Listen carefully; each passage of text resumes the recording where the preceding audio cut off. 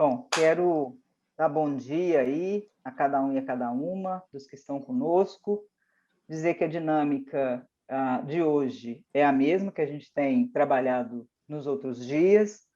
Essa é a nossa terceira reunião preparatória. Nós já fizemos uma primeira em que conversamos a respeito da prioridade da vacina para docentes ou não. Uma segunda em que falamos sobre retorno presencial e ensino remoto emergencial. Hoje a gente tem 3 encontros. Esse é o nosso primeiro do dia. Aqui agora a gente vai conversar sobre Fora Governo Bolsonaro. Depois desse encontro, a gente tem outro em que nós vamos conversar sobre, começa às 10 horas, que a gente vai conversar sobre a resolução 1095 da UFMG. Acredito que os colegas já estejam a par, mas quem quiser saber mais, por gentileza, fica aí conosco, que a gente vai conversar com 2 pessoas, uma que é membro do CEP e outra pessoa que... Os dois são nossos colegas, né? A Ana Gomes é membro do CEP e o Sebastião Pádua fez um estudo bem pormenorizado dessa questão. E, à noite, nós temos uma conversa também sobre a reforma administrativa, né? À noite, não, às 17h30. E nessa conversa, a gente vai ter a participação de um deputado federal, de uma vereadora, e de um coordenador nacional de movimento de professores, ok? Então, hoje o dia promete. A gente quer pedir para as pessoas assinarem a lista, não se esqueçam disso, para nós do APUB é muito importante isso, e aí é importante aqui dizer que cada vez que eu falar em APUB, eu estou falando isso todos os dias, mas é bom dizer de novo, cada vez que eu falar em APUB, eu não estou falando da diretoria, estou falando da diretoria e dos filiados, estou falando de APUB, né? Porque o APUB somos nós. Então, para nós, é importante que a gente tenha as assinaturas para a gente poder ver, assim, essa coisa de fazer reunião preparatória, foi interessante? Não foi? Foram as mesmas pessoas todo dia? Não, variou as pessoas? Para nós é muito importante isso. Então, por gentileza, assinem, tá? O Vilauta vai ter até 20 minutos para fazer a exposição, a parte dele aí no pontapé inicial dessa nossa conversa, e a partir daí a gente abre para as pessoas que quiserem falar a respeito, ok? E esse falar pode ser uma pergunta para o Vilauta, pode ser um questionamento, pode ser uma discordância, pode ser uma manifestação de concordância, estejam à vontade, né? Para se manifestar. A única coisa que a gente solicita é que as pessoas não gastem 10 minutos para fazer a sua fala, senão os outros não vão ter tempo para falar, tá bom? E quem quiser se manifestar verbalmente, pode fazê-lo sem nenhuma restrição, tá? A partir do encerramento da fala do Vilauta. Como é que eu faço, então, Annalise, já que eu quero falar? Você coloca aí no chat, me inscrevo, ok? Que aí eu sei a hora de te chamar, a ordem, inclusive, para te chamar. Quem não quero falar nada, não, mas eu quero me apresentar, eu quero dizer quem que eu sou e o que eu estou fazendo aqui, né? De que departamento, de que unidade, quem que eu sou. Esteja à vontade também para fazer o seu registro aí pelo chat, ok? Vamos lá, então? Vilauta, os próximos 20 minutos são seus. Bom, muito Quando obrigado. tiver faltando 10, eu te mostro, plaquinha, para não ficar falando no meio da sua fala. Quando faltar 5, te mostro plaquinha. Bom? Tá bem, Annalise. Vamos lá. Ok. Meu nome é Luiz Carlos Vilauta, como a Annalise já falou, eu sou professor do Departamento de História e vice-secretário do APUB. Eu agradeço muito pelo convite, coube-me esse tema Fora Bolsonaro, que eu acho que é caro a todos nós, caro a todos os brasileiros que têm aí uma percepção sobre o que está acontecendo no Brasil desde 2018, mas, em particular, desde 2016, e um pouco antes. Né? E, assim, essa apresentação ela tem por objetivo produzir uma reflexão sobre os porquês do Fora Bolsonaro e se o Fora Bolsonaro se resume só a ele, né? Já anuncio que não, né? Então, eu acho que a gente tem que pensar aqui, né, em algumas coisas que podem nos servir de base, né? Nos servir de base para pensar no porquê do Fora Bolsonaro, né? Nas teorias políticas, desde muito tempo, né, há toda uma reflexão sobre a origem do Estado, a origem dos governos, e como é que devem ser as relações entre governantes e governados, não é? E desde São Tomás de Aquino, né, então pegando aqui pensadores católicos, pegando ainda os neoescolásticos que do século XVI aos XVIII tiveram um papel muito importante no nosso mundo ibero-americano, mundo italiano também, não é? Nós vemos teorias políticas, não é, que têm como base, que tem como princípio fundamental dos Estados aquele princípio que é o princípio da conservação da sociedade. Os governos e os Estados têm que promover a conservação da sociedade. E a conservação não significa aí manter as estruturas de poder propriamente, mas manter a sociedade viva, né? E as teorias políticas, né, desde então, têm tomado que, nos casos em que os governantes eles representam ameaças à conservação, ameaças à sobrevivência da sociedade, que é lícito o direito à resistência, né? E vejam, os neoescolásticos, que eu mencionei há pouco, e os pensadores das luzes, todos eles foram muito enfáticos no sentido de ressaltar a importância da conservação e o direito à resistência, né? E no sentido de falar das situações em que o governante desrespeita as leis, não conserva a sociedade na sua vida, né, que os governantes são tirânicos ou são despóticos, né? E contra o despotismo, não é? A resistência ela é um direito inalienável, né? E essa é a tese que eu quero aqui defender, né? Nós estamos diante de um governo despótico e tirânico, não é? E nós temos que resistir, dentro dos parâmetros legais, a este governo, né? E, quando eu falo isso, eu me valho propositadamente, inicialmente, de pensadores católicos, não é? Para aí dizer que eu não estou aqui usando de nenhuma teoria revolucionária, não é? Eu estou usando aí pensadores até bem conservadores, né, do ponto de vista político, não é? Uma coisa importante, não é pensar no Bolsonaro e naquilo que a gente chama de necropolítica, né? O governo Bolsonaro é um governo que promove a morte, né? Ele destrói a vida, e destrói a vida num amplo sentido que vida tem, né?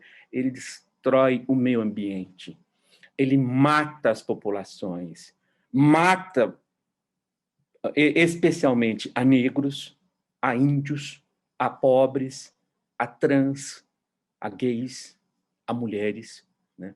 Alguns são mais privilegiados como alvos de morte, né? E ele mata de diferentes formas, né? Uma política incessantemente ressaltada por esse governo é a liberação de armas, né? E se existe uma coisa que é muito cara nas definições de Estado, é que o Estado ele tem um monopólio legítimo da violência, né? E, curiosamente, nós temos um governo, não é, cuja base fundamental está nas Forças Armadas, né? E um governo que abre mão do monopólio da força, um governo que abre a possibilidade de outros segmentos terem o acesso a armas. E isto é uma coisa muito nociva. E isso é política de Estado, e isso que tem uma centralidade enorme nas ações do Bolsonaro e nos discursos dele, né? É um governo que descuida da saúde, né? E é um governo que descuida da saúde, como a gente vê na pandemia, não é? Mas como via antes da pandemia, com a destruição do SUS. Não é? E é um governo que mata também de uma outra maneira. Mata com uma política neoliberal, ultra radical, né? Que promove o desemprego, que promove a carestia, né? Que promove o aumento desmesurado de combustíveis e das tarifas públicas e também dos alimentos. E isso afeta, sobretudo, as populações mais pobres. Isso se acompanha sem um processo de aumento salarial, né? E isso satisfaz a determinados interesses econômicos que estão no exterior, mas que estão também aqui no Brasil. É um político que mata e que destrói também, suprimindo direitos. Nós vimos uma reforma previdenciária, né? Cuja justificativa era equilibrar as contas públicas, não é? Mas uma reforma previdenciária que foi tremendamente injusta e que prejudicou os mais pobres, os já mais pobres. E nós temos tido reformas trabalhistas desde o governo Temer, de que o governo Bolsonaro é uma continuidade, que tem aniquilado toda a legislação trabalhista que protege os trabalhadores. Não é? E a gente não percebe muito, não, né? Mas se a gente ficasse anos sem andar pelas nossas cidades, né? Desde 2014, a gente ficasse enclausurado dentro de casa e, de repente, a gente saísse às ruas, a gente se assustaria com certas presenças urbanas, né? A presenças urbanas de moradores de rua, a presenças urbanas dos entregadores que não têm vínculo empregatício, a presença na rua dos carros de 99, Uber. São pessoas que não têm emprego formal. São pessoas que têm que sair à rua na busca da sobrevivência, ou, no caso dos moradores de rua, têm que sair à rua porque não tem casa, não tem onde morar. Né? E nós temos que pensar que tudo isso para satisfazer os interesses do capital internacional e do capital internacional. O golpe de Estado de 2016 foi promovido pelos Estados Unidos, pelo governo Obama, e foi promovido com o concurso do governo Obama e com o concurso de empresas privadas do governo Obama. Né? Nós não podemos dizer que com o Trump começou o nosso terror. O nosso terror começou com o governo democrata de Obama, né? Começou com sua ministra, né? Hillary Clinton. Né? E começou por conta do petróleo, né? Em que o governo Lula via uma salvaguarda para o futuro do país. O petróleo tem sido a nossa desgraça, tem motivado, não é? Essa política de conquista do Estado por forças que não querem senão pilhá-lo à custa do povo e dizendo que eram os petistas os ladrões. Esses ladrões são muito piores do que qualquer petista ladrão que exista na face da terra. Esse governo tem promovido a destruição da indústria nacional, que vem já do governo Lula, do Dilma, né? Mas que teve um aumento enorme com o governo Temer e com o governo Bolsonaro. E esse governo destrói a natureza como ninguém. Né? A destruição da natureza é política de Estado. O ministro do Meio Ambiente é o ministro da destruição do meio ambiente. A Amazônia queimou, ardeu, o Pantanal ardeu, animais e espécies vegetais foram destruídos. Né? E nós temos aqui um paradoxo. Né? O Brasil, que produzia aviões, né? Que tinha uma indústria de vacinas poderosa, foi resumido aquilo em que ele se constituiu no início da colonização, a uma imensa fazendona, uma imensa plantation, ou uma imensa lavra mineral. Não é? Nós somos reduzidos a isso. Não é? É este o governo que nós temos. É um governo que destrói. Né? O Brasil se converteu num país extrativista e um país de agricultura. E o Estado, né? Em que se denunciava que era aparelhado pelos petistas e pelos comunistas. Né? Nós, professores, somos isso como os esquerdistas doutrinadores. Né? O Estado hoje virou aparelho de militares, nós temos 11 mil militares enclausurados em postos que eram postos de civis, e nós temos uma malta de fanáticos e de reacionários controlando políticas públicas, né? Nós temos um ministro da Educação que não cuida da educação, né? E que está ali representando os interesses mais nefastos, os interesses que são tributários de uma mentalidade inquisitorial. E nós temos uma coisa que são os negacionismos, né? Nega-se, né? Se não o próprio governo, gente que o apoia, que a Terra é redonda, né? Nega-se que a pandemia era pandemia, e isso o próprio presidente da República negou, né? O próprio presidente da República se valeu de recomendar, prescrever remédios que não têm o menor efeito para tratamento da Covid, né? Nega-se o racismo, né? Nega-se o feminicídio, nega-se o preconceito contra gay, contra trans, né? E, vejam, é a negação da doença, é a prescrição de remédios ineficazes, são os obstáculos à produção e aquisição das vacinas. O governo federal, não é? Enquanto outros governos, né, de outros países, não é, se engajaram na produção de vacinas, na aquisição de vacinas, o nosso governo demorou.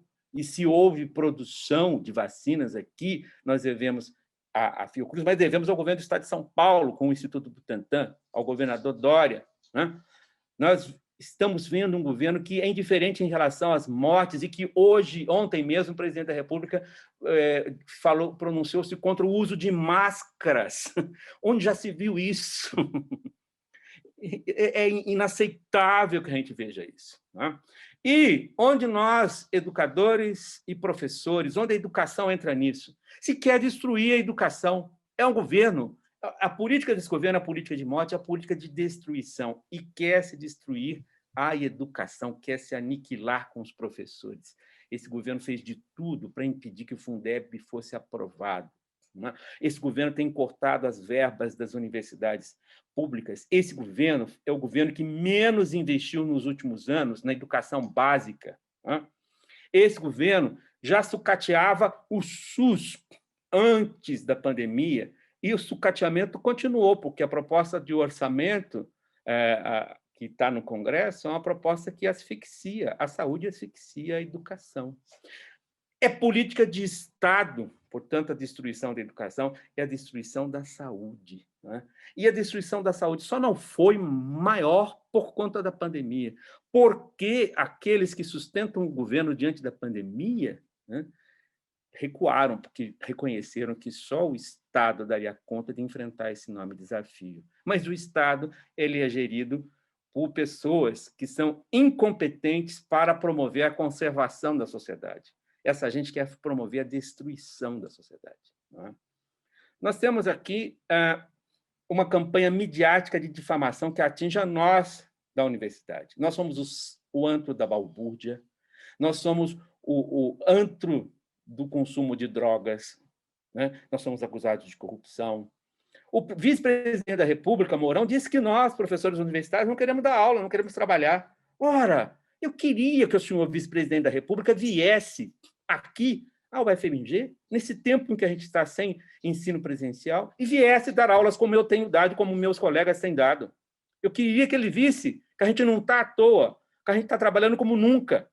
Mas se diz lá fora que nós somos um bando de vagabundos, que nós somos ideológicos. Ideológicos são eles, né? Porque eles são produtores de uma falsa consciência. Eles são promotores de ilusão. Eles são promotores de um mito que é um mico que quem paga somos nós, um mico que vai nos custar enormemente, e um mico que enorme, pode demorar, mas esse mico é tão grande que o que essa gente está fazendo é equivalente ao que os militares fizeram na Argentina com a Guerra das Malvinas. Essa gente pode não pagar no futuro imediato, mas no futuro longo vai pagar caro, né? Nós temos que pensar que as universidades e a educação está sendo sucateada. Nós somos vítimas de sanções discricionárias, de perseguições, né? de perseguições que são políticas, como aconteceu com a própria reitora da UFMG, condenada a 20 dias de suspensão pela CGU. Né? Nós temos, então, ainda mentiras. Esse governo se apresenta como um governo contra a corrupção. Quer gente mais corrupta que a família presidencial, se apresenta como um governo nacionalista. Isso é uma farsa. É um governo que se entrega as riquezas nacionais, as empresas públicas nacionais ao capital estrangeiro. É um governo que diz que prega a moralidade. É o governo mais imoral de toda a nossa história republicana e, ouso dizer, história como país independente. Né? Usando um mote que o Lula costuma usar, jamais se viu nesse país algo tão igual, o Lula usava isso para falar de algo positivo do governo dele. Eu falo que jamais se viu algo tão nefasto como o governo do Bolsonaro, dos militares que o apoiam, da grande mídia que o apoia e do capital internacional que o apoia e de setores das igrejas cristãs que o sustentam. Né? Nós temos, então, um Estado que promove o arbítrio, um Estado que desrespeita a lei, um Estado que está a serviço de famílias, em particular da família presidencial, um Estado que foi aparelhado por segmentos das Forças Armadas, sim, aparelhado, esse aparelhamento de Estado, e um Estado que tem como política de Estado, um governo que tem como política de Estado a realização de um golpe de Estado, não se contenta com o que já fizeram, e um Estado que promove uma um progressivo crescimento das milícias no país, né? O que vai gerar aqui, fazer do país um palco de uma guerra civil sangrenta se não for detido esse processo. Não é? Então, Bolsonaro é sinônimo de uma hecatombe, é sinônimo de destruição de um país, é sinônimo de destruição de sonhos. O projeto do governo Bolsonaro é promover o genocídio do povo brasileiro, em especial de pobres, negros e índios. E é por esses crimes de responsabilidade imensos, imensos, de não conservar a sociedade, mas de promover a sua destruição, que eu digo, fora Bolsonaro, fora Mourão, fora militares, fora Rede Globo também, porque não se creiam não que Rede Globo é oposta a esse governo, porque a Rede Globo apoia Paulo Guedes, a grande mídia apoia Paulo Guedes, e esse governo, não é só Bolsonaro, é todo um governo. É o governo surgido de um golpe de Estado, que é o golpe de Estado de 2016. É resultado de uma eleição fraudulenta. Fraudulenta por quê? Porque se retirou da eleição o candidato que era favorito para ganhar a eleição, por um golpe judicial. Se fez uma eleição baseada em fake news. Eu digo, tem gente de esquerda que não diz, eu digo, eleição fraudulenta, eu não reconheço Bolsonaro como presidente da República. Né? É um governo que surgiu do conluio do imperialismo norte-americano, governo em entidades privadas, com membros do Poder Judiciário, com a grande mídia brasileira, com latifundiários e com as igrejas neopentecostais em especial. É um governo que representa o obscurantismo, as trevas e a morte. É um governo que quer destruir a nós das universidades, quer destruir a educação, quer destruir a saúde, quer promover a morte e a ignorância. É um governo responsável por 250 mil mortes por Covid. É um governo que promove a fome. É um governo que destrói o meio ambiente. Um governo, enfim, que não garante a conservação da sociedade. E é por isso, baseado até mesmo em teóricos políticos muito conservadores de muito tempo atrás, que pregavam que o governo tem que conservar a sociedade, e é que eu digo, fora Bolsonaro, fora Mourão, fora Paulo Guedes, fora Rede Globo, fora militarização do Estado brasileiro, fora entreguismo, pela construção, pela reconstrução do nosso país. É hora de fazer essa luta. Terminei a análise.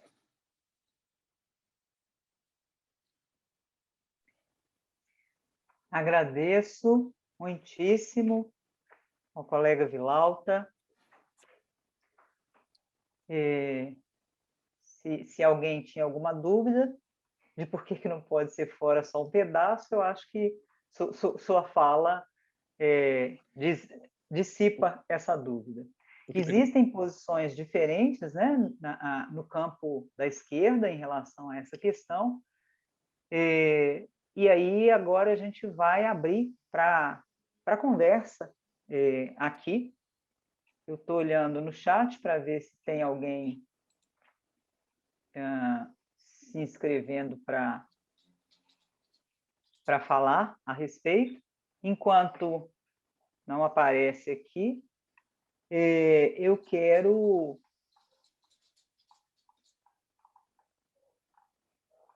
Por enquanto, não, né? Ainda não. Enquanto não aparece aqui, eu quero... Oi, Mônica. Eu A quero... Mônica fez uma pergunta. Sim, só Eu um só não estou minutinho. conseguindo ter acesso... Deixa eu ver se eu consigo ter acesso ao chat aqui, peraí. Só um minutinho, gente. Pausar o compartilhamento. Enquanto as pessoas vão se inscrevendo ali e vão também fazendo suas questões, eu quero voltar à questão da dinâmica, né?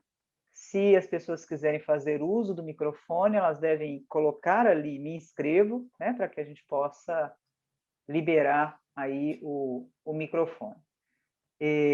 Antes da gente começar com as questões, já tem uma aqui colocada no chat. Obrigada, Mônica, eu não tinha visto. Pode ler para mim que eu não estou conseguindo, eu não gosto dos... Pode deixar que eu leio. Leio sim. Agora acho que eu consigo. Mas antes eu preciso fazer um agradecimento muito especial aqui ao colega Haroldo, que é da Faculdade de Letras e que integra o Conselho de Representantes do APU-BH, porque ele está junto conosco nessa organização das reuniões preparatórias e foi aí o responsável pelos contatos com as pessoas que a gente buscou para convidar para estar aqui conosco. Então, agradecer ao Haroldo e dizer que esse agradecimento é naquela perspectiva de o APUB somos nós, né? Não só a diretoria, os filiados, o Conselho de Representantes, todo mundo que constrói a luta dos docentes da Universidade Federal de Minas Gerais. A questão que a colega Mônica, que é minha colega da Faculdade de Educação, traz é a seguinte, Vilauta. Vilauta, muito obrigada pela apresentação. Nós estamos tendo que pensar na nossa sobrevivência hoje e nas perspectivas de mudança. Você percebe alguma possibilidade de articulação do campo democrático popular para as eleições de 2022? Veja, Annalise e veja, Mônica, muito obrigado pelo seu comentário. Eu acho que há articulações, né? Mas há também muitas divisões, né? E há alguns fantasmas, né? Há um grande debate sobre como que se pode fazer uma resistência ao governo Bolsonaro, que não é só o dele, né? E como é que se pode reconstruir o país. As vias, né, são de união das esquerdas e união, uma delas, né, com o chamado centro democrático, né, ou outra via que se preconiza é a união das esquerdas, né? E eu vejo problemas num e no outro caminho. Vejam bem, os governos Lula e Dilma se uniram ao chamado centro democrático, que de democrático tem pouco, de patrimonialista e de tudo do anseio de pilhar o Estado de alguma maneira tem muito, né?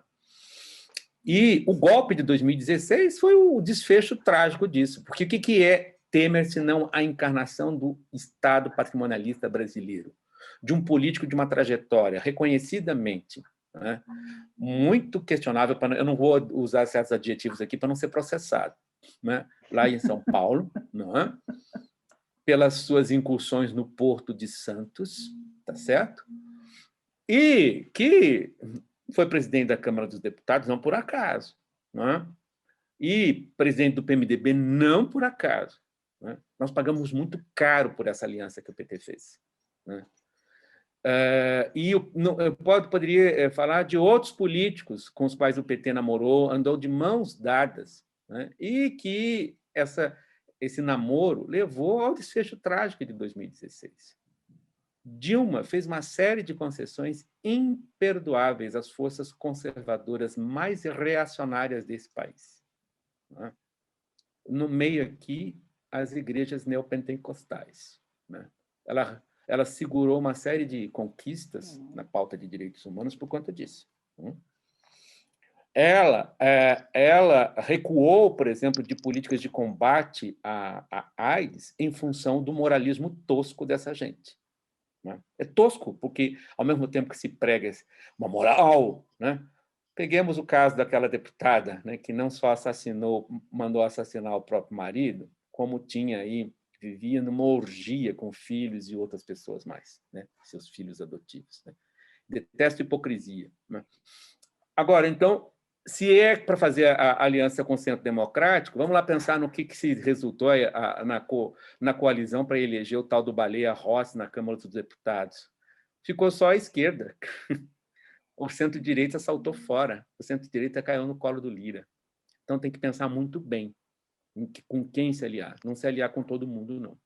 Do outro lado, do ponto de vista das esquerdas, eu vejo aí uma coisa que eu vejo muito aqui na universidade, que na universidade a gente vê um monte de gente que às vezes é tão vaidosa, que é incapaz de perceber a gravidade do momento que a gente está, né, e de pensar numa união de forças, né, para impedir que a universidade seja destruída. Né? Os egos são tão inflados, né, que querem o palco, querem o sucesso. Né? Eu vejo muito isso. Né? E eu vejo isso nos nossos partidos de esquerda. Né? Eu falo nomeadamente do Ciro Gomes, que tem uma ânsia de protagonismo enorme. E é uma pessoa que eu admiro, que tem pronunciamentos muito interessantes, reflexões econômicas que eu acho muito interessantes. Né? Mas ele tem feito uma política sistemática de agressão ao PT. Não dá para fazer agressão nessa hora, gente. Eu posso fazer críticas ao PT aqui, porque eu sou aqui, estou agindo como intelectual, como professor.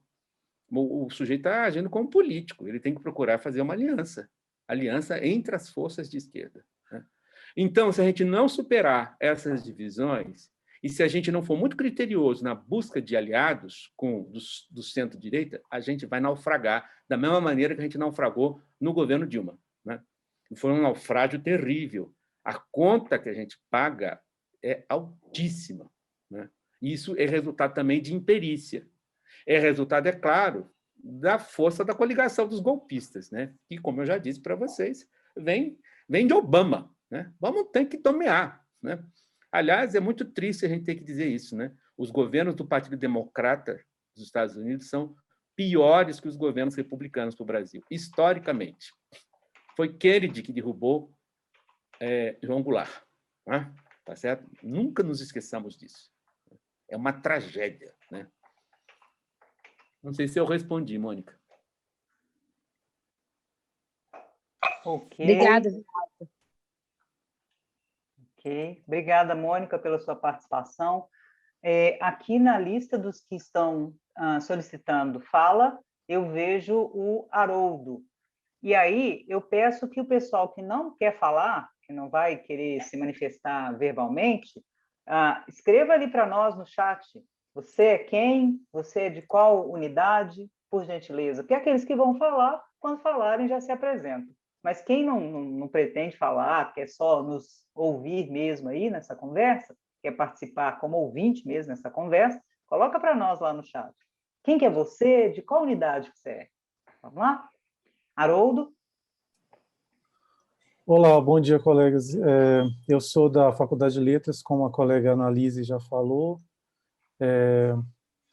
Eu estou extremamente preocupado com todo esse contexto e tenho tentado me informar, né?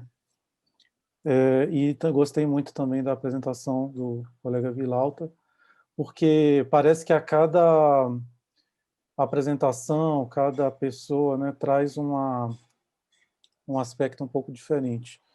E sendo historiador, né, tem ter essa perspectiva mais ampla, né, isso é importante. E a pergunta que a colega Mônica fez também foi na esteira aí que a gente sempre os bombardeios, né, têm sido tão amplos e numa velocidade tão grande que parece que dá um efeito de paralisia, né, que as pessoas não sabem o que fazer. E aí, no meio disso tudo, tem a questão, né, soluções ou propostas, como agir. Tem essa questão do plano político, né, mais amplo, e tem as questões aí dos nossos microcosmos aí. Então, no caso, a gente está aqui discutindo enquanto sindicato. Tem os pontos que foram colocados específicos para a categoria que a gente está na mira, né? E então minha pergunta era nesse sentido de continuar pensando nisso, mas agora em planos menores, digamos assim, né? Porque a gente viu como que essa extrema-direita agiu, né, de maneira muito coordenada e na surdina, porque, inclusive, eu não sei, né, alguns de vocês devem conhecer também a teoria da guerra híbrida. Então, assim, a questão da...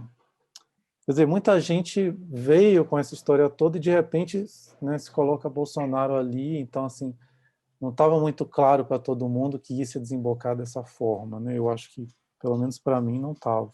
Talvez porque eu tivesse meio fora durante uma época, não tanto informado quanto hoje. Mas, então, tem a questão das redes sociais, que é um grande gargalo, eu acho, né? Como usarmos as redes sociais, como dialogarmos mais amplamente. Não me parece que isso tem sido colocado muito claramente. Tem uma colega, foi uma de um colega, porque ela era professora de linguística na Universidade de Juiz de Fora, que hoje é deputada do PT, Margarida Salomão. Quem tiver interesse, né, tem uma palestra disponível no YouTube pela Associação Brasileira de Linguística, Abralim, no ano passado, que ela fala um pouco sobre essa questão, né? E, segundo ela, uma solução seria a esquerda também fazer fake news ou qualquer coisa do tipo e fazer uma guerra aí digital, não sei. Tem a questão, e agora tem outro ponto que é o pandemônio misturado com a pandemia que nos impede de ir às ruas. Então, nós vemos, o que a gente sente são ondas, né, de indignação. Então, vem uns panelaços, aí vem uma sequência de atos. Ano passado teve aqueles atos que eram passeatas mesmo com a situação da pandemia, mas que não estava tão descontrolada como agora, organizados muito pelos entidades Torcidas de organizadas. torcidas, né? Eu até fui em algumas. Depois, agora, estão acontecendo as carreatas, né? Teve os panelaços de novo, depois estão acontecendo as carreatas. Então, assim, como se colocar, né, diante disso? Aí eu estou só me incômodo que eu estou colocando.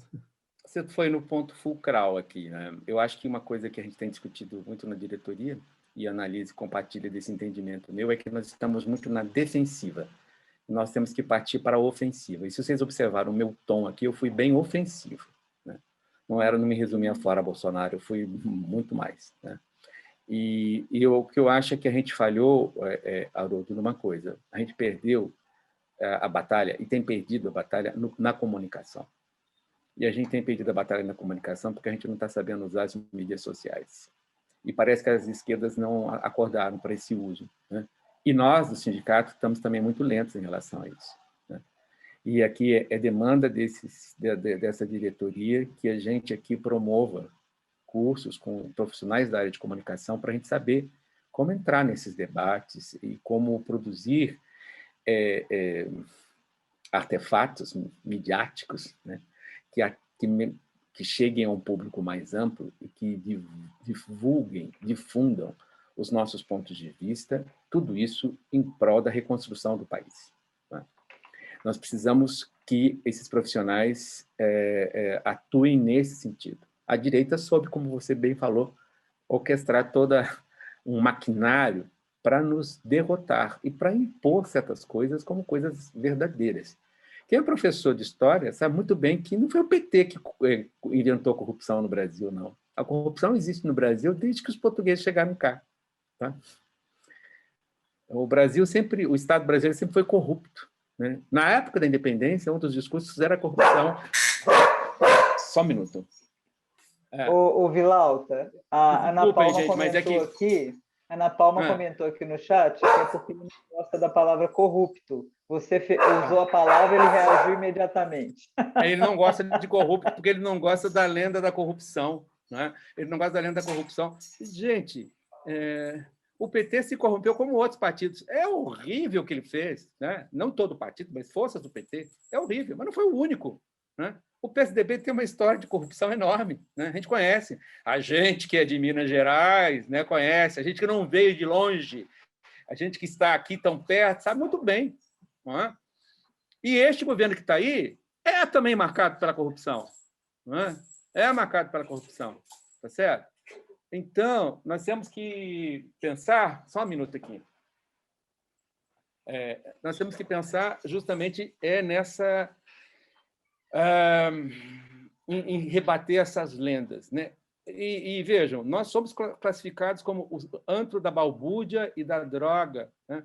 Agora estão vendo, né, que se não fossem as universidades, os centros de pesquisa, não teríamos vacina, né?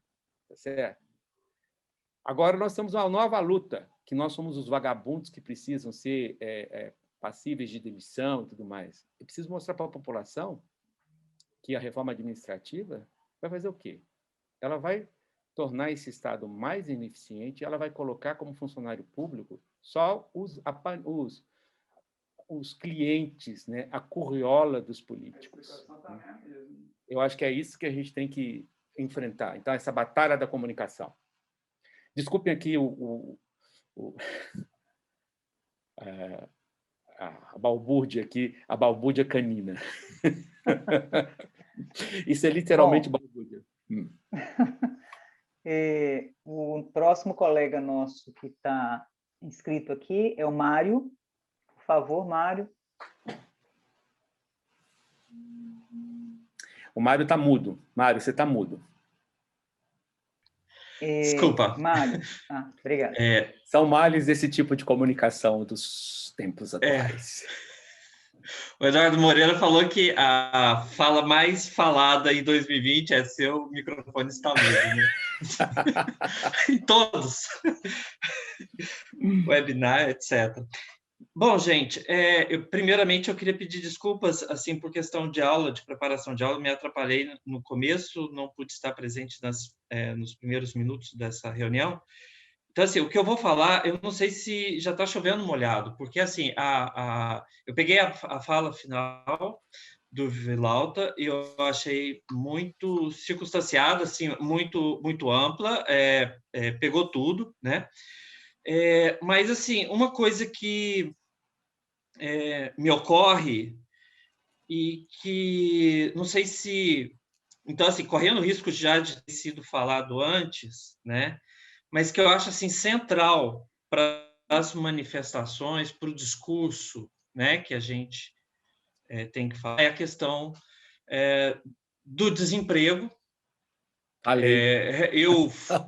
Falou, né? Então ótimo. Porque o que é só para sintetizar, né? Assim, a Globo veio me contactar para uma entrevista hoje, porque o IBGE vai divulgar os dados do desemprego, eles provavelmente vão estar péssimos, né? Como estavam 15%? Ou você acha que arrisca 15% de taxa, não? Quanto você arrisca de porcentagem? Olha, é muito difícil, porque, como eu já disse, para alguns meios de comunicação, e eu sinto que eu fui, até de certa forma, meio que excluído ou preterido por conta dessa minha fala, que, assim, eu falo assim, que a gente vive num momento pré-tsunami.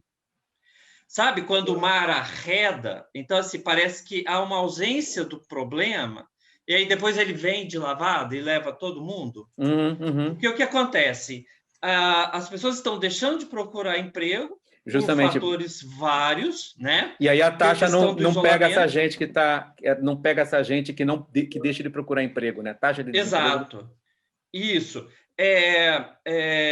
E também tem aí tem a questão dos desalentados, né? A sobrevida do auxílio emergencial também pode conter, adiar tsunami mesmo, de fato, né?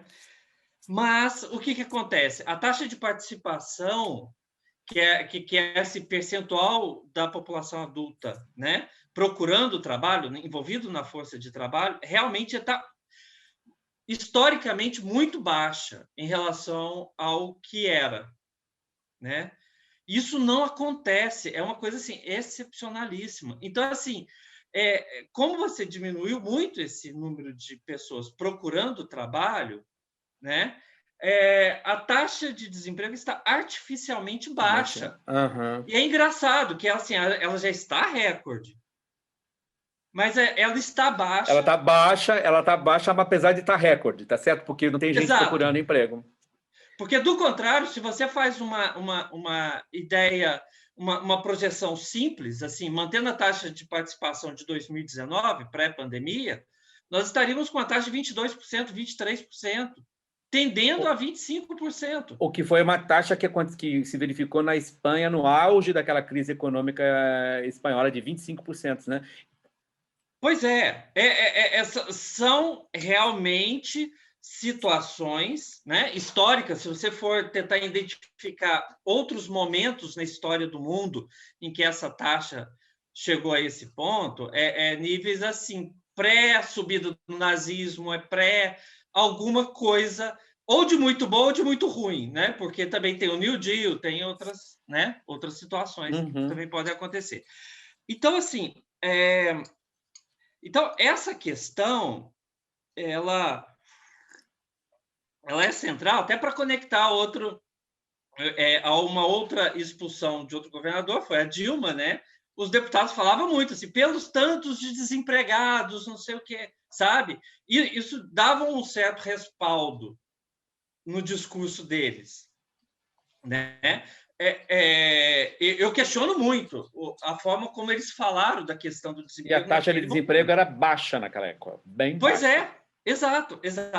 E agora ela realmente está alta. Então, assim, no momento que eles têm o argumento, que eles podem realmente falar agora, né, com autoridade, a taxa de emprego, né, pelos desempregados, vamos fazer a mudança, e, enfim.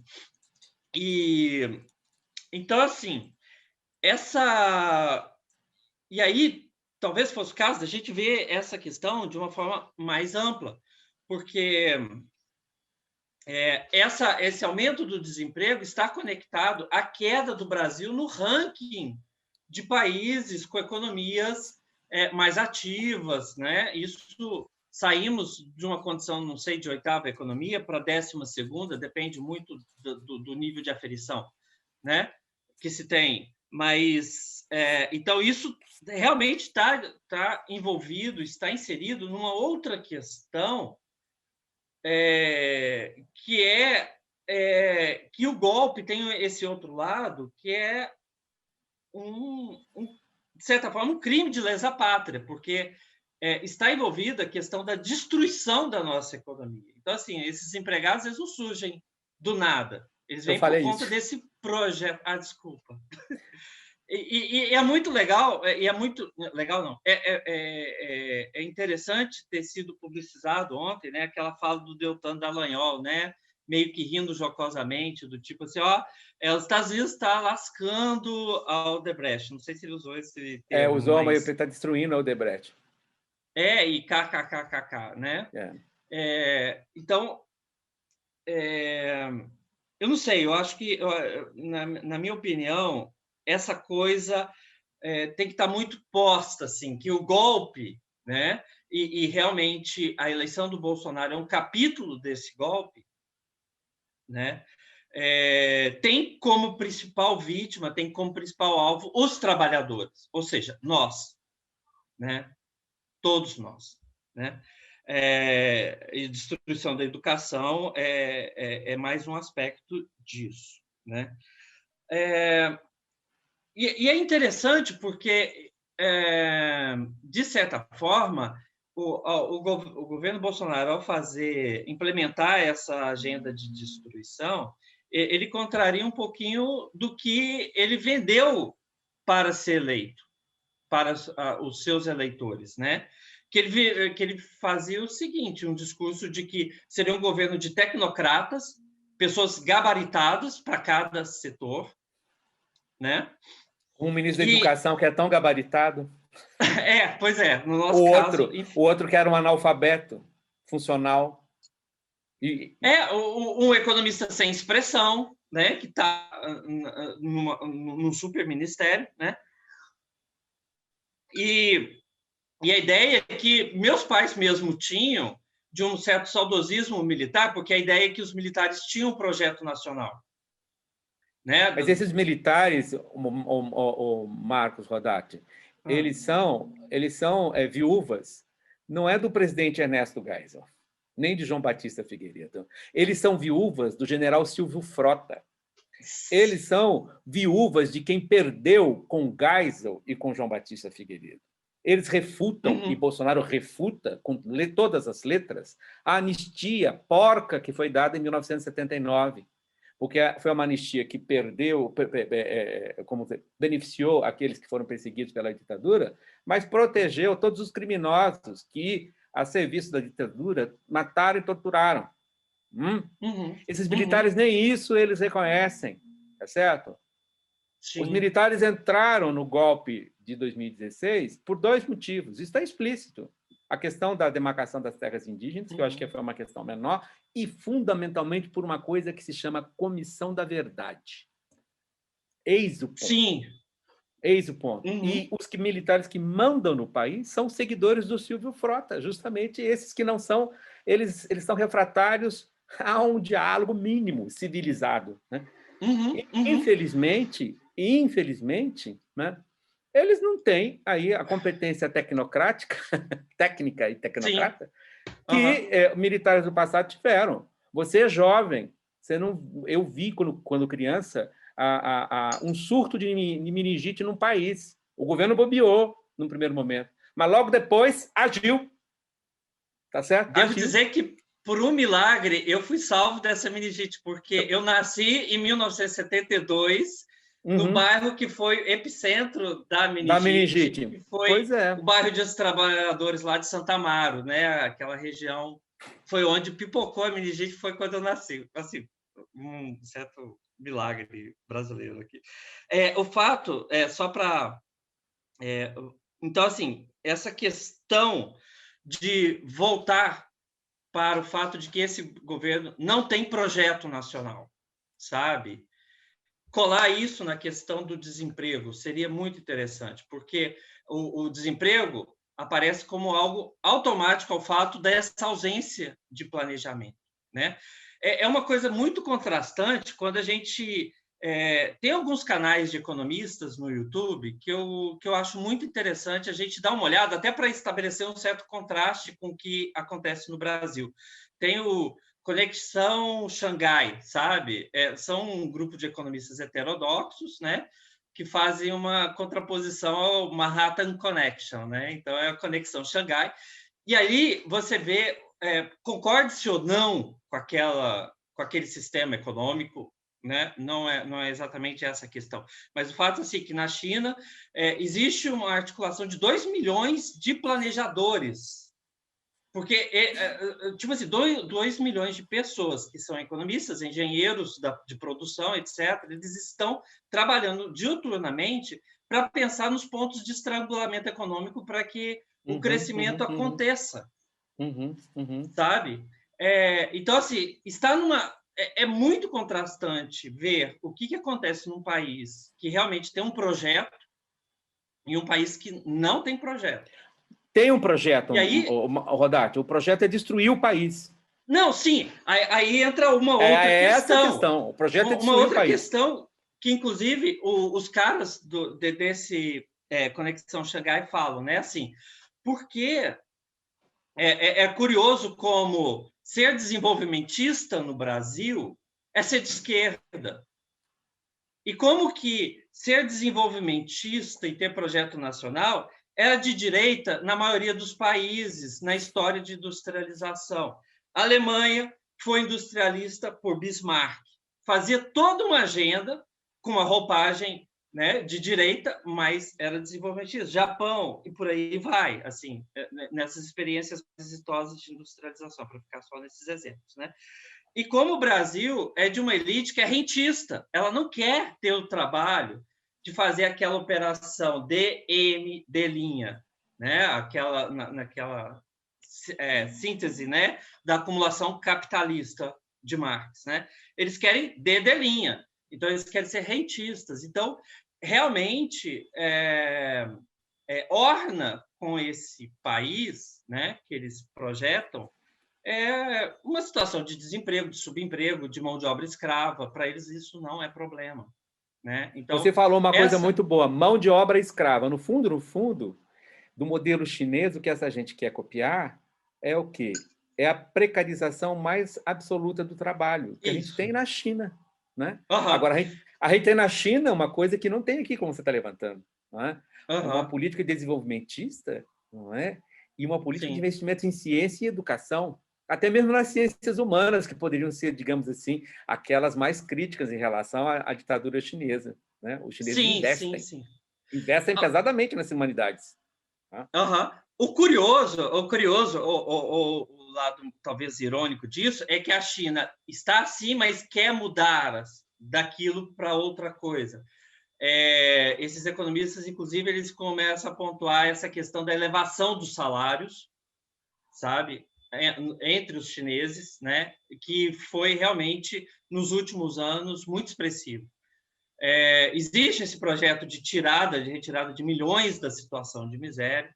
Então, bom, enfim, esses são pontos para analisar mais tarde. Mas o que eu gostaria de falar é isso, né? Então, assim, e outra questão, essa coisa da corrupção, né?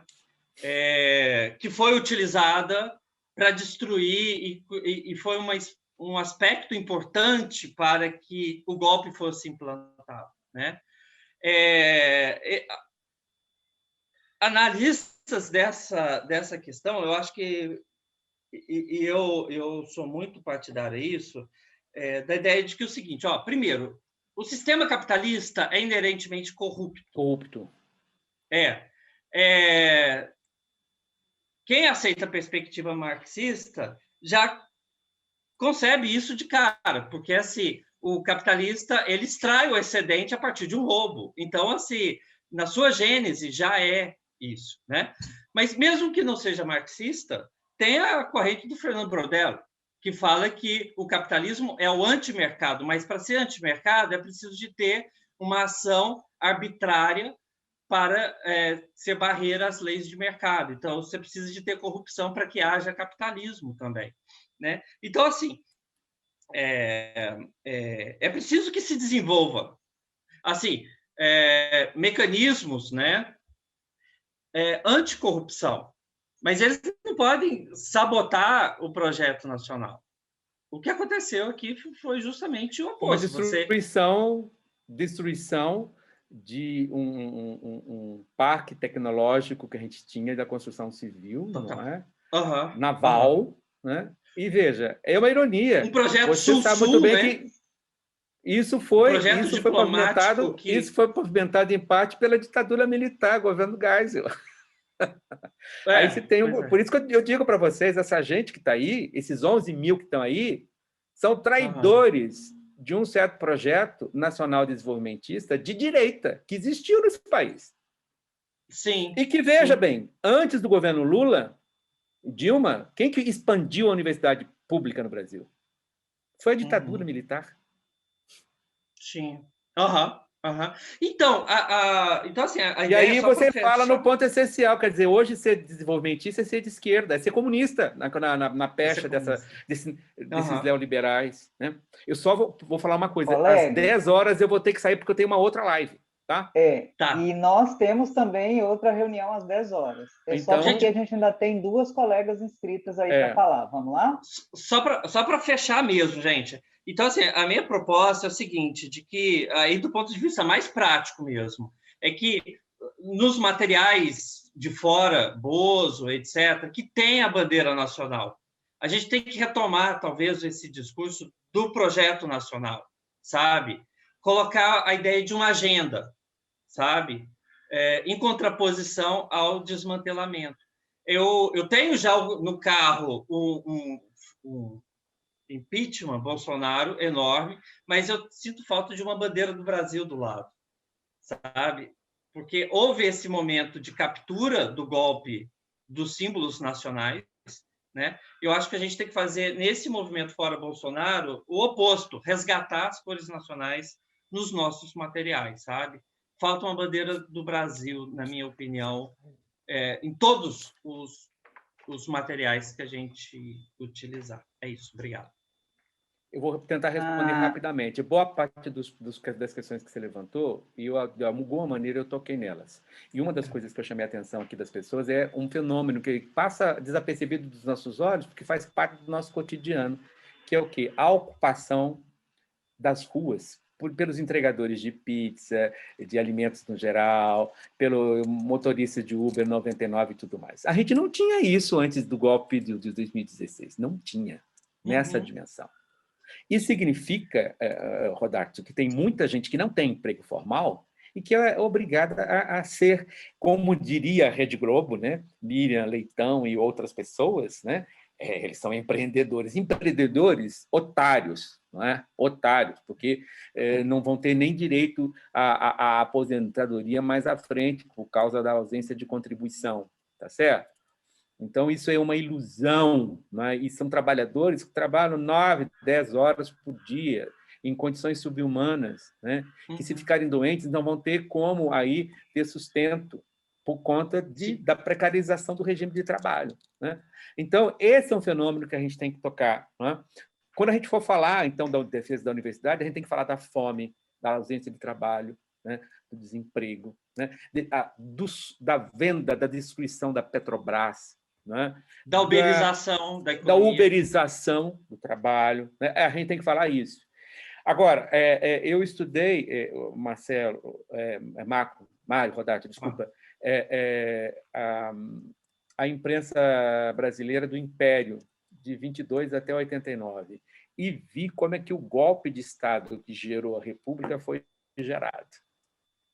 Foi para tirar o gabinete Ouro Preto, que era progressista.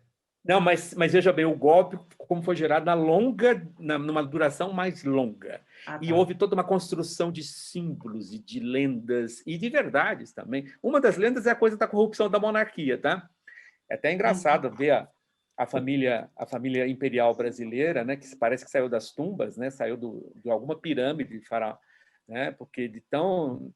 assim, tenho certeza que se Dom Pedro I, Dom João VI vissem quem são os herdeiros deles, eles iriam chorar, porque eles foram, na sua perspectiva conservadora, visionários, tá certo? Mas, enfim, só para dizer que é interessante como que se construiu o sucesso do golpe de 15 de novembro de 1889. E foi uma batalha de formiguinha, que foi construída por várias forças, algumas delas não republicanas. Nós temos que fazer essa batalha de formiguinha, que é uma batalha de comunicação, de corrosão da ordem bolsonarista, e que não se resume a ele, né? E de destruição desse mito, para mostrar que esse mito é um mico, né? Coitado do mico, né? E que não tem culpa disso, não é? E ainda de construção de novos valores. Eu só não sei se a gente consegue reabilitar essa bandeira nacional, né? Eu sou daqueles que defendem a substituição da bandeira nacional. Eu ouso dizer que a nossa bandeira de Minas Gerais é muito mais linda. Liberta as quais será também, né? Ou a bandeira de Pernambuco, não é? Sim. Eu acho que a gente tem que... São duas bandeiras lindas que podem substituir para apagar essa herança nefasta, tá certo? De destruição de uma nação, de um Estado que é agente da sua própria destruição, de um Estado rentista, né? Estado rentista, quando eu falo aqui, das forças que suportam esse Estado, né? Você é economista, você sabe muito bem, eu vou falar aqui para quem já é iniciado, né? Que há uma grande discussão na historiografia sobre a questão de se havia ou não acumulação de riquezas no Brasil colônia, né? E havia, né? Só que o que se mostra é que a acumulação de riquezas, a riqueza gerada, era usada para uma vida suntuosa, não era para virar mais riqueza, né? E que isso é um dos nossos gargalos. Acho que eu te respondi, porque tem duas perguntas aí, eu estou com medo. Ok, vamos lá? A próxima colega é a Ana Palma. depois tem Marisa, depois sou eu. Quero sugerir que, caso mais alguém queira falar, que se inscreva lá no chat durante a fala da Ana Paula, porque nós temos agora mais 16 minutos para encerrar esta reunião, gente, porque às 10 horas a gente começa a próxima, ok? E eu Vamos começo lá, a minha então. também. Isso, vamos lá então. Ana Paula. Bom dia a todos, bom dia, colegas do APUB e colegas, somos todos do APUB, estamos aqui, né? Foi muito bom ouvir vocês, ouvir sua apresentação, Vilalta, e então eu tenho pouco tempo também, tenho um compromisso às 10, eu vou ter que sair um pouquinho antes, mas eu quero só fazer primeiro uma observação histórica, começando lá na época da Idade Média, a gente está organizando um evento sobre Dante, 700 anos, na Fale. Então, retomando aquela época terrível, na qual uma cidade pequena como Florença tinha uma divisão entre guelfos e gibelinos, e os guelfos ainda eram brancos e pretos, né? E então, assim, essas divisões eram terrivelmente violentas. Toda vez que um partido ganhava, o outro era expulso da cidade, perdia totalmente os direitos de cidadão, além de propriedade, tudo. Então, a violência era enorme, essa separação. Então, eu fiquei refletindo que não é apenas a partir das mídias sociais que a gente tem no mundo inteiro, essa nova separação entre vermelho, azul, entre branco e preto, entre bons e maus, ou direita e esquerda que seja. É uma coisa antiga que faz parte da história da política, pelo menos no Ocidente, né? E só que essas mídias que estamos usando de novo para comunicação conseguiram resgatar algo que faz parte, infelizmente, da nossa cultura. Não é um caráter das pessoas, eu acho, a gente não nasce com isso, mas da cultura ocidental. E é uma reflexão só para dizer que não é apenas por culpa das mídias, como a gente se fala há muito tempo. Eu acho que não é apenas por causa disso que temos essa divisão. Outra coisa, eu outro dia só vi um pedacinho ao vivo da entrevista do Lula no 247, e ele estava falando justamente isso. Eu acho a gente está pensando como, né, comunicar. Ele diz assim: a gente não pode ir para a rua porque nós não somos também da necropolítica, então agora é impossível ir para a rua. Mas temos que encontrar outras maneiras. Ele falou assim: eu acho que a gente tem que voltar a imprimir jornalzinhos e distribuir porta a porta nas comunidades. E porque a pessoa saindo fora da porta não tem risco com a máscara. E você dá o jornalzinho. Me pareceu uma coisa genial. Eu acho que não foi jogada lá por acaso naquele momento. Acho que está tendo uma reflexão sobre a utilidade, porque o meio faz o conteúdo. Esses meios, eu acho que tem que continuar a usar os meios das redes sociais, mas, infelizmente, eles se tornaram o sinônimo de fake news. Então, se a gente sabe que eles falam fake news, se a esquerda tenta falar a verdade, eles lá dizem que a gente está falando fake news. Então, não importa quanto seja verdade. Eu acho que a gente tem que, tudo bem ficar naquele meio, mas superar esses meios. Eu acho que o Lula lá foi genial nessa luz. Temos que voltar o contato físico, mesmo sem contato, à distância, mas porta a porta. Com, sei lá, com organizações das comunidades, associações, arte. E outra coisa, eu fico preocupada com... Então, assim, sempre continuando, assim, eu acho assim, que, infelizmente, a situação no mundo está triste porque não existe mais sátira política no mundo inteiro. A sátira política, eu trabalho com Dario Fo e Franca Rame, que existiu na época mais duras das ditaduras negras e brancas, não, tudo bem, não pode falar negra, das ditaduras brancas também, em vários países, em vários momentos, não existe mais. A sátira, então, assim, eu acredito muito que a gente... então, o lugar onde se encontram as pessoas, a gente fala das igrejas, né? Então, essas igrejas que não fecharam, continuaram abertas, e mesmo tendo menos pessoas dentro, mas trabalhando nas televisões e tudo, eles dão, assim, são cerimônias catárticas, né? Que, como uma tragédia, pessoas entram lá com um desespero de alguma coisa, e aí quando sai satisfeito, né? É aquela catarse, aquilo que o teatro de Brecht, por exemplo, que foi o primeiro, mas não somente, também o Dario Fo, ele lutou para que não existisse isso, contra isso, ou seja, não tem uma reação após uma cerimônia catártica. Então, o que a gente tem que pensar em algo que possa ser sátira política, fazer divertir, porque através da risada é que se comunica de verdade e dá para fazer muita revolução. Chega de falar só de tragédia, de coisa. A tragédia tem que ser colocada mais através da sátira, através de representações teatrais, da arte que nos liberta através da alegria, mas quando a gente sai lá fora, a gente está com uma nova sensação. Ah, tá, aquilo lá é verdade. Eu, daqui para frente, vou ver as coisas de outra maneira, sem catarse. Então, eu estava pensando por que a gente, como não pode pensar um projeto, a PUB, fazendo a Igreja Laica da Alegria ou alguma coisa parecida, fazendo chamada grupo de teatro que conseguem trabalhar a sátira política nesse momento para encontrar lugares abertos, lugares, ou gravar também, não sei, mas começar a divulgar de novo uma cultura que nos liberte através da alegria, porque chega, a gente está com medo de tudo. E os militares que lá...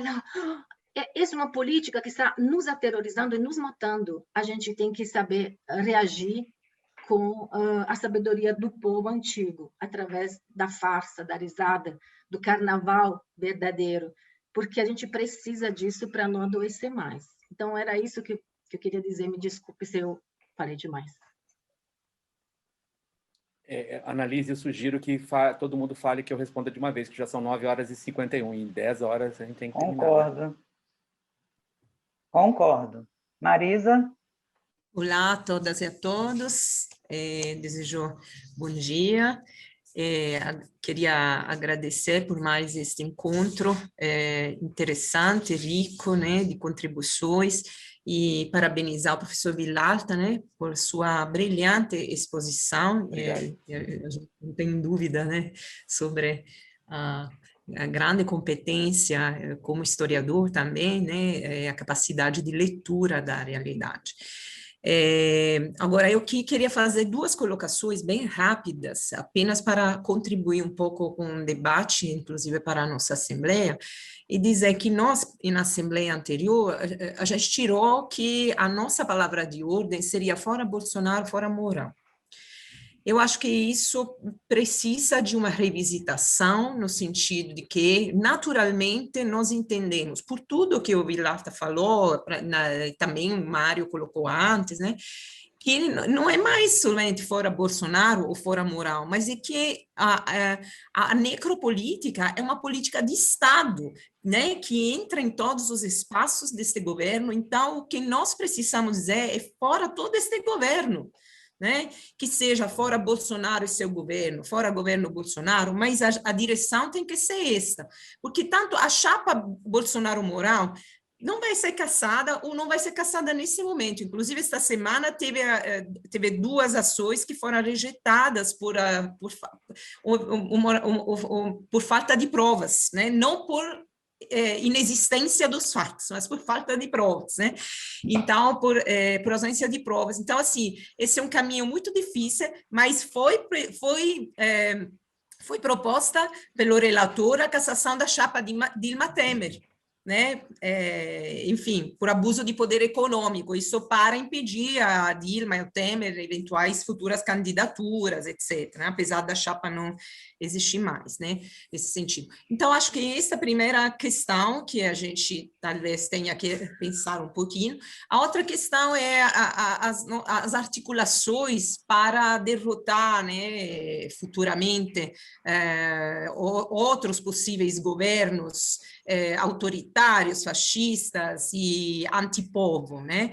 A gente tem que pensar bem com quem nós articulamos, né? Porque, na verdade, se o nosso projeto é tudo aquilo que foi falado antes pelo Vilalta, né? Nós temos que ter um programa mínimo, né? Que é defesa do sistema público de saúde, de educação, das estatais, combater todo o autoritarismo, auditar a dívida pública, controlar o sistema financeiro, dar espaço à classe trabalhadora. Aí isso implica necessariamente uma autonomia, uma independência política que não pode se legitimar se a gente amplia demais as nossas articulações. As articulações têm que ser de um campo que tenha como mínima convergência esses aspectos. E, claramente, os partidos burgueses, eles não têm essa leitura. Se, por enquanto, eles estão na luta para derrotar o governo, eles estão na luta para derrotar esse governo, mas eles mesmos contribuíram para a ascensão desse governo, e que agora estão perdendo privilégios. Então, é uma questão de oportunismo, e nós não podemos cair nessa, porque nós seremos engolidos do oportunismo desses outros partidos. Então, é uma coisa para se pensar bem em que tipo de articulações nós faremos daqui para frente. Obrigada. Nós é que agradecemos, Marisa. Vilalta, sou eu. Uhum. Veja só, fico pensando que, mais do que o petróleo, aquilo que o capitalismo faz do petróleo, né? A gente precisa, o tempo inteiro, bater nisso, né? Assim, nosso inimigo é o capitalismo, né? E todos os efeitos nefastos dele, todas as tragédias que ele traz na sua natureza, né? E aí, eu sei que nosso pluralismo é algo que é belíssimo, né? O tanto de ideias diferentes, né? E não excludentes que temos entre nós, mas fico pensando, volto aqui, né? Àquela proposta que viu fazendo, de que a gente tenha encontros também para discutir nessa perspectiva, na perspectiva histórica, na perspectiva sociológica, na perspectiva linguística, né? Expressões que nós usamos no nosso dia a dia, nos nossos documentos, nas nossas aulas, no nosso fazer, nas nossas manifestações. Você trouxe uma delas, que eu considero assim, gravíssima, que é o tal do empreendedorismo, né? E a gente tem um monte de colegas nossos na esquerda, um monte de colegas nossos progressistas, né? Aí com projetos, inclusive, de levar o empreendedorismo para as comunidades. É engodo puro, né? Exato, sabe? É você dizer para o pobre que ele, pobre, vai lá fazer o outro pobre ter o direito que ele, pobre, está sendo lesado dele, para que o outro pobre também fique achando que agora tem empregados, né? Ele é empreendedor, então agora ele tem 3 empregados, né? E ainda dá um nome para isso, né? A tal da MEI. Outras expressões do tipo empoderamento, né? Outras do tipo qualidade da educação. Qual qualidade? A gente tem a qualidade total. Qual qualidade que nós estamos falando, né? Os empresários da educação dos grandes conglomerados falam o tempo inteiro da necessidade da qualidade da educação. E aí a gente continua com os nossos documentos que falam de qualidade da educação, mas não diz qual qualidade. Uma outra questão é quando a gente fala, por que eu estou dizendo disso, né, neste debate? É porque se a gente não conseguir compreender a diferença, o labirinto enorme, politicamente falando, da garantia dos nossos direitos em relação à defesa de impeachment, ou de fora Bolsonaro, ou de fora governo Bolsonaro, nós vamos continuar nos dividindo e batendo numa tecla que não emite o som que nós precisamos que seja emitido para efetivar a garantia dos nossos direitos, para efetivar que a gente dê conta de voltar, olha onde nós chegamos, né? Voltar para o Estado de Direito. Nós não estamos nem falando de voltar para o socialismo, para o capitalismo, não! Voltar para aquilo que a gente, nas últimas décadas, conseguiu avançar. Aquilo que nos governos progressistas que nós ajudamos a eleger e que fizeram todos esses arranjos horrorosos aí que você falou, e eu conheço vários outros também, né? Aquilo que a gente estava ali dizendo, isso é pouco, isso é pouco, isso é pouco, nós temos que ir mais. Agora, o que a gente está fazendo? Agora nós estamos no momento em que a gente quer me dar o pouco, volta com o pouco, deixa o pouco, não tira o pouco. Olha que louco que está isso, né? E aí, só duas questões que a fala da Ana Paula me fizeram lembrar. E duas propostas que eu já fiz, inclusive, para a gente, né, pensar. A questão dos memes, a questão de que os nossos cards estejam sempre na questão do meme, porque isso chama, né, e meme politiza, não fiquem achando que não, meme politiza, tá? E a questão do contato, né? De que tipo de contato fazer com a população. Será que é carreata mesmo? O MOB, que é o movimento anarquista aqui em Minas, eles ficam todos os dias, gente. Todos os dias. Todos. Às vezes uma pessoa, às vezes 10, todos os dias. Nos pontos de ônibus das periferias, aqui em Belo Horizonte, nos horários de pico, entregando um papelzinho, que é meia folhinha de ofício, que tem uma charge. Acho que isso é comunicação também, porque quando a gente fala de comunicação, a gente só consegue pensar em meio digital, né? Isso é comunicação também. Vilauta, agradecer, eu já vou falar isso, porque aí a última fala agora é sua mesmo, tá? Agradecer enormemente a sua contribuição e dizer que não termina aqui, né? Mas a gente vai se preparando aí para estar cada vez mais subsidiado nas nossas discussões. Tudo de melhor. Tá bom, muito obrigado, Annalise, muito obrigado, Marisa, muito obrigado também, Ana Paula. Eu acho que vocês levantaram aspectos muito importantes. Eu acho que Annalise e Marisa e Ana Paula têm pontos de coincidência. Eu ia falar justamente sobre os memes, Marisa, até estou me confundindo dos nomes por causa dessa coincidência, Annalise. Eu acho que eles são fundamentais, não é? Eu acho que memes, cartoons, né?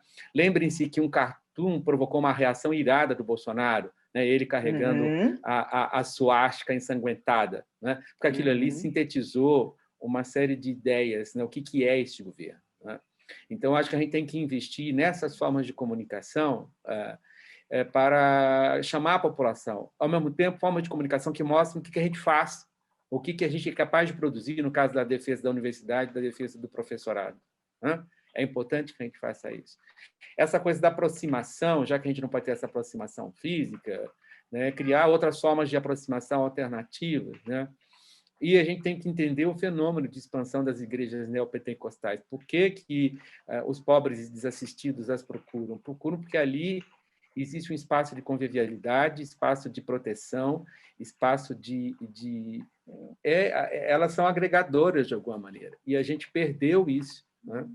E eu acho que a gente tem que aproveitar e fazer do próprio sindicato um espaço em que a gente consiga agregar a nossa categoria e agregar outras categorias para justamente desenvolver uma ação que seja diferente, né?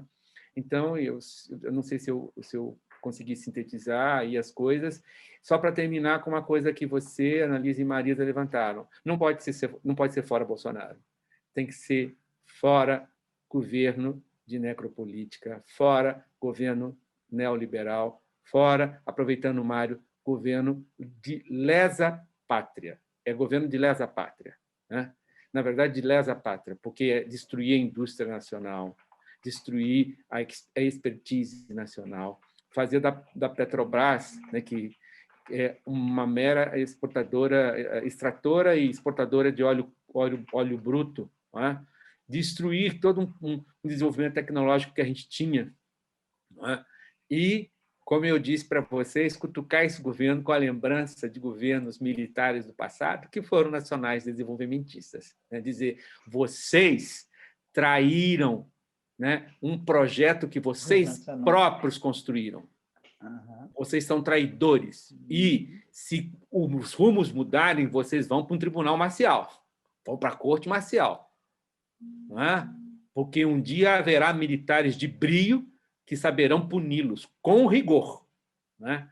A gente sabe muito bem que o rigor, se há um corporativismo, né, muito forte das Forças Armadas, né, com os traidores, eles são implacáveis. E é por isso mesmo soa muito estranho, né, a conivência com do presidente Ernesto Geisel. Era um péssimo militar. Um militar que, segundo o ex-ministro Leônidas Pires Gonçalves, era um péssimo militar. Né? Esses militares apagaram, tripudiaram sobre os seus, entre aspas, vultos do passado. Com isso eu termino aqui, que é uma provocação. A gente tem que saber provocá-los também. Olhem para a própria história, né? E olhem para os seus próprios mitos. Vocês os estão destruindo. É isso. Obrigado. Tchau, tchau, colegas. Foi muito bom. Agora eu vou para outra. O pessoal já está pedindo para entrar lá na outra reunião. Agora eu vou falar Agradecidíssimos, Vilauta. Vai lá para a sua também. Tudo de melhor. Agora eu vou falar de bichos. Tchau, tchau.